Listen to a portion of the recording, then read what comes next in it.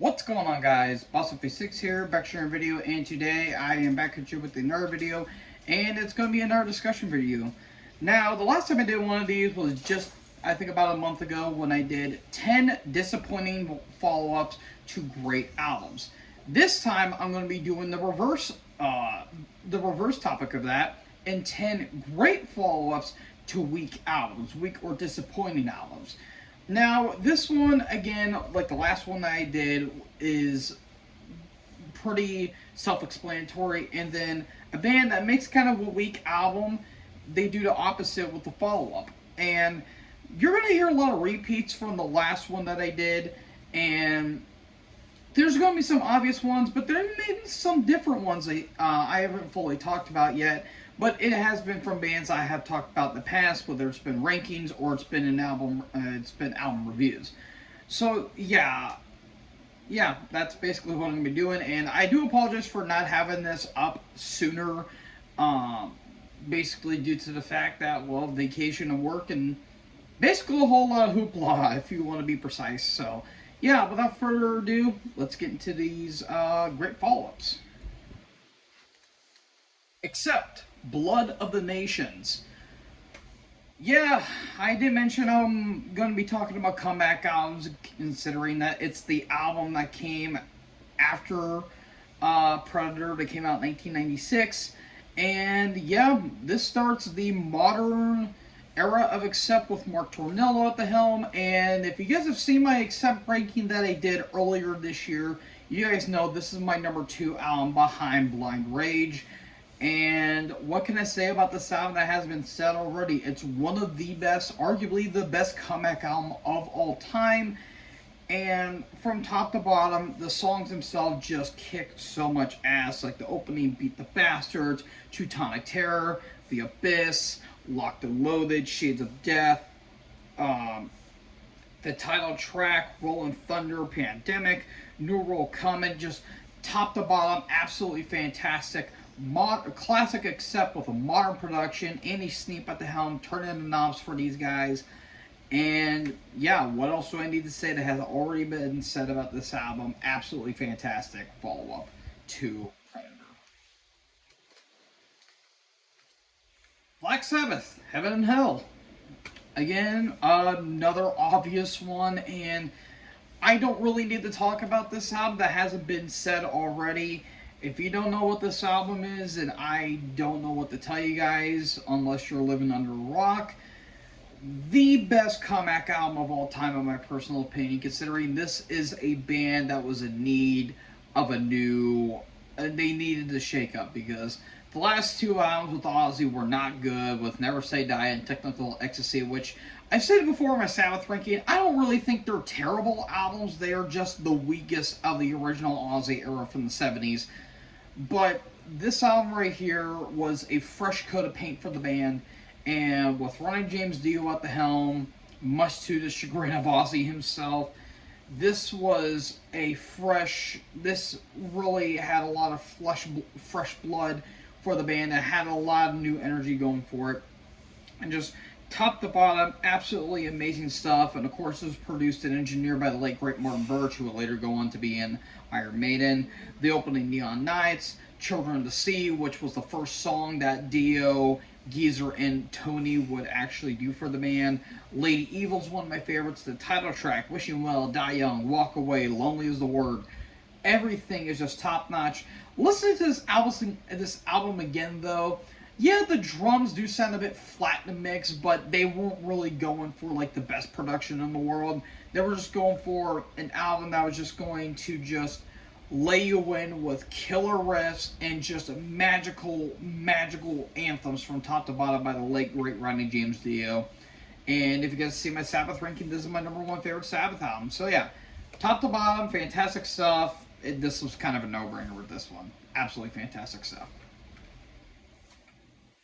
Alright, next up, still sticking with the comeback albums. Candlemass, self-titled.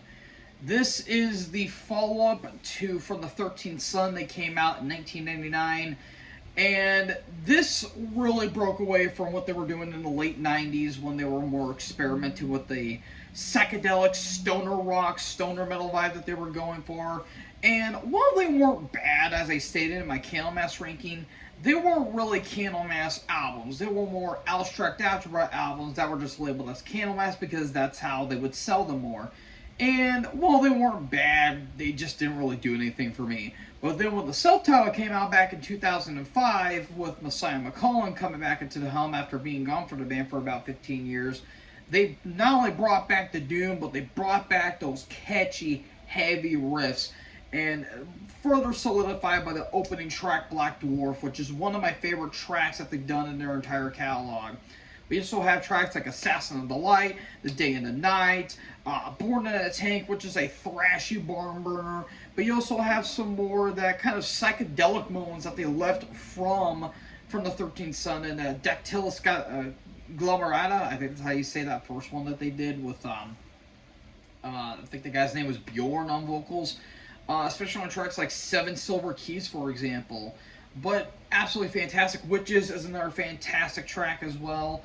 Absolutely phenomenal stuff. In my personal opinion, my favorite of the Messiah McCullough era. It's heavy. It's got those nasty riffs. And Messiah is just feral on that album. He is just pissed. And the band were kind of having that pissed off energy that they kind of needed in that time frame. So, yeah, production can be a bit loud because this was part of the whole loudness war that came out in the 2000s. But if it's heavy, it's going to be good because it's Candlemass. And yeah, absolutely fantastic stuff. Absolutely recommended. Exodus, Fabulous Disaster. This is the follow-up to Pleasures of the Flesh, which I actually mentioned in the week follow-up albums that I did. And this felt like the proper follow-up to Bonded by Blood. Like, Pleasures of the Flesh, I've stated before, is not a bad album, but it's my least favorite of the Exodus albums because just the production just killed it for me. However, production got way, way, way better with this album. The songwriting got a little bit better. The riffs are a little more tighter, and Sousa's vocals are just immense on this album. Like, the opening track, Last Act of Defiance, is one of the best tracks that they've done in their entire career, and one of my favorite Exodus opening tracks. We also have the title track, the catchy as hell Toxic Waltz. Like Father Like Son has a bit of a Slayer vibe to it. Corruption, Verbal Razors, Open Season, which is a damn good final track. And yeah, the two cover songs are a bit weird, but I kind of like the their own spin on it, if you will. But yeah, there's a lot of damn good tracks on this album in particular, and yeah, in my opinion, felt like the proper follow-up to Bonded by Blood, which this album kind of needed to be the follow-up in some regards. And yeah, I mean, look at that album cover. That album cover looks absolutely spectacular. So yeah, absolutely damn good stuff, and absolutely the better album of the two that came out in the after Bonded by Blood. Next up, Immortal, At the Heart of Winter. If you guys have seen my Immortal ranking, you guys know that Blizzard Beast is my least favorite album that they've done, but it's still good, just the weakest that they've done in their entire career. Production was pretty rough around the edges, it was rushed, there wasn't a whole lot of songwriting going on, just not a whole lot going on with that album. But then when At the Heart of Winter came out, this is when they really experimented with that thrashy sound that would come to characterize in the next two albums with Damned in Black and especially Sons of Northern Darkness. And they also had the collaboration, or not the collaboration, the little, I guess you could say the production collaboration with Peter Taggart, formerly of Hypocrisy, and so many other production jobs that he has done in the past and present going. And just the production got a lot better, the riffs got a little more meatier, and the songs got a lot more epic, like Withstand the Fall of Time and Solar Fall, for example. And just everything about At the Heart of Winter is just absolutely phenomenal, like the title track, for example. And I've stated before, I said this story before too. Listening to this album while walking in the rain just has a different vibe to it. Like, you just go out on like a snowy day or it's like very cloudy outside and you jam this bastard on, you really you get the big mood that it's going for. And This thing is here to give you riffs, and it's here to give you some catchy, catchy, catchy, catchy anthems throughout. And it's my favorite Immortal album. It's one of my favorite black metal albums of all time. So yeah, absolutely fantastic stuff, and absolutely recommended. Judas Priest, Redeemer of Souls.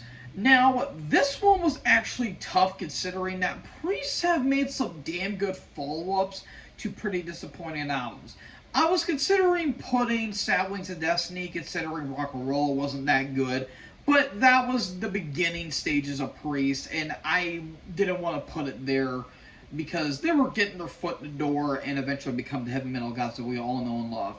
And I was ultimately wanting to put Angel Retribution because it was the comeback album with Rod on vocals, and it was the follow to the disasterness that was Demolition. But ultimately, I went with this one because this is what I felt like Nostradamus should have been. A band that was going to make power metal, but actually good. Like, I don't hate Nostradamus because I think the concept was again, it was a little cliche because a lot of bands have done concepts of Nostradamus up and way before and afterwards, but Priest wanted to put their own spin on it, and while the result was pretty bad, for lack of a better word, I don't hate it. The problem I had with Nostradamus, it went too damn long, and there was not a lot of substance to it. With Redeemer of Souls, yeah, the production's pretty bad on this album, but this is what I felt like Nostradamus should have been. A band that is going to make power metal but make it good. Because a lot of this stuff is pretty damn good when it comes to the riffs. Like, the opening Dragonaut, it has one of the best riffs in Priest's entire catalog, and it's one of my favorite opening tracks that Priest has ever done. The title track, Haza Valhalla, has one of the best screams that Halford has ever done in his entire career, and Halford by this point was in his 60s when he was doing this, and that just goes to show you that Rob is the metal god in many ways the one. But Sword of Damocles, March of the Damned, Metalizer has some good melodic moments, Crossfire, Secrets of the Dead, Battle Cry, absolutely fantastic stuff from top to bottom, and further proof that even in this band that's in the twilight of their career, they could still put out damn good stuff. And I don't care what you say, Levi, this is a damn good album, and I'm not going to say otherwise. JK Levi, if you're watching this, I love you. But yeah, absolutely fantastic stuff, and absolutely a great follow-up that this band needed. Metallica, Death Magnetic. Yeah, this one was another obvious one, and yeah, this was the follow-up to the, I guess, the best worst album of all time, Insane Anger. And I don't think I really need to talk about this album as much because what else do I need to really say about this album? This is basically Injustice for All Part 2 in a way, considering that the songs are a little more dynamic and there's a bit of a proggy vibe on this album as a whole. And I guess you could also say with Injustice for All, the production's not all that great. Yeah, Rick Rubin kind of dicked the dog on this one, but honestly, I think the production kind of complements the songs in a way. But yeah, the production's pretty bad on this album, but I honestly don't really care. As long as the band's going back to their thrashy roots, the production can be weak sauce, and I still think this album is pretty damn good. And I dare say this might be the most underrated Metallica album in their entire career, considering that people hate it because the production sucks. So what? Music was born on bad production, so yeah, you take that for what you will, but I think the songs are flat out top notch on this entire album. Like, the opening, That Was Just Your Life, is so damn good. I love the riff of that song in particular.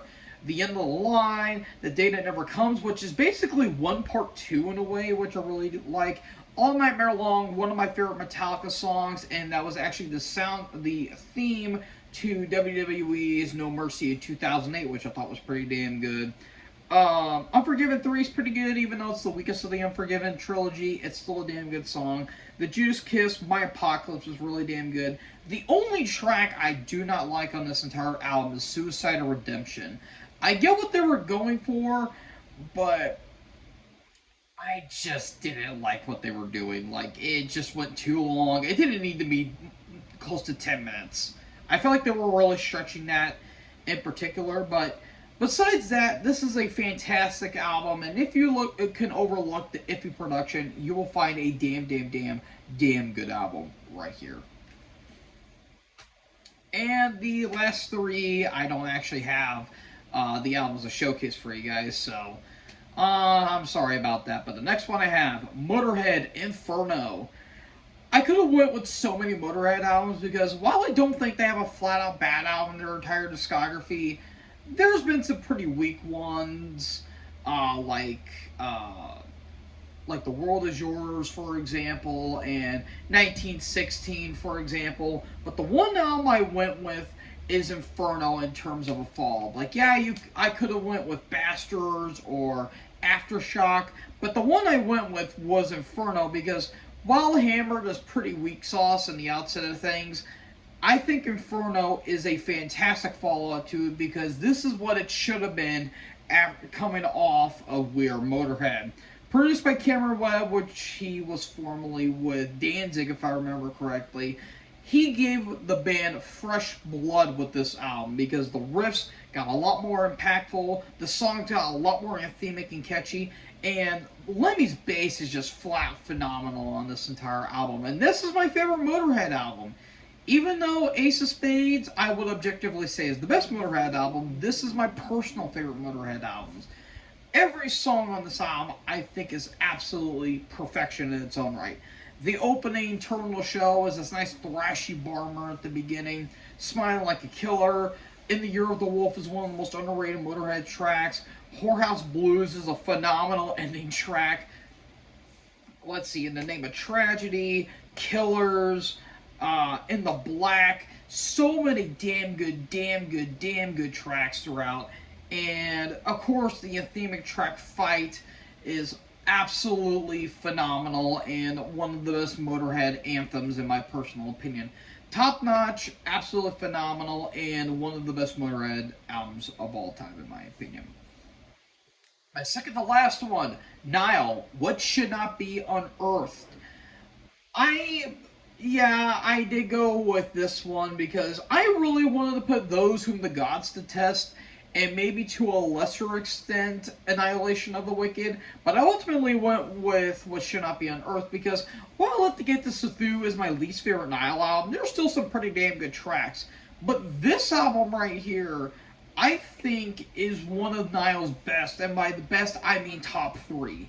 This album felt like the proper follow-up to Those Whom the Gods Detest because the production got a lot better. The technicality and the brutality is meshed really well with this album. And I just flat out love the songs on this album. Like, In the Name of Amma is really good. Call to Destruction's a fantastic song. Rape of the Black Earth. Just flat out phenomenal stuff. And I might have to actually look up what the rest of the song titles are, considering I should have done this beforehand, but I didn't because I'm smart like that. So give me a quick second here, and let me check out the other ones real quick. Liberal Steli Rubine, In the Name of Amara, the title track, Evil to Cast Out Evil, Age of Famine, just top to bottom is flat out phenomenal stuff all around. And I'm really anticipating what they're going to do with their new album, considering the first single they put out was fantastic throughout, and it doesn't look like it's going to be a dud, so I'm very happy about that. And yeah, give me more. I want more Nile in my life, damn it. But yeah, all in all, top to bottom, fantastic stuff. Finally, the last one I have is Sodom, Code Red. This one, I had a tough time thinking about, considering that, again, I don't think Nile has a bad album in their own right, or Nile. I don't think Sodom has a bad album, but they have made some weaker albums. Obviously, the self-title was pretty weak, and the albums they made in the 90s weren't really anything too spectacular, except for Tappa Beta, to a lesser extent, Better Off Dead. But we have this album right here at the tail end of the 90s, and this is where they went back to the thrashier roots, even though Till Death Do Us Unite kind of harken back to their thrashier roots. This is where they finally went back to their roots, and absolutely fantastic stuff. They still have a little bit of the kind of punky hardcore kind of crossover style that they were doing in the mid to late period, but it was fully back into the thrashiness that it was. Like the opening title track, What Hell Can Create, Tombstone, Liquidation, Spiritual Demise, Cowardice, The Vice of Killing is one of my favorites. And I really like Addicted to Abstinence. Like that song feels like a full-on Motorhead track, and it's absolutely spectacular in its own right. Yeah, top to bottom, absolutely fantastic, and I consider it one of the best Sodom albums of all time, considering that it was a band that was making their big comeback album and put out phenomenal stuff. Now, granted, M16 will come right after, and if you guys know, that's not only my favorite Sodom album, that's my favorite thrash album of all time.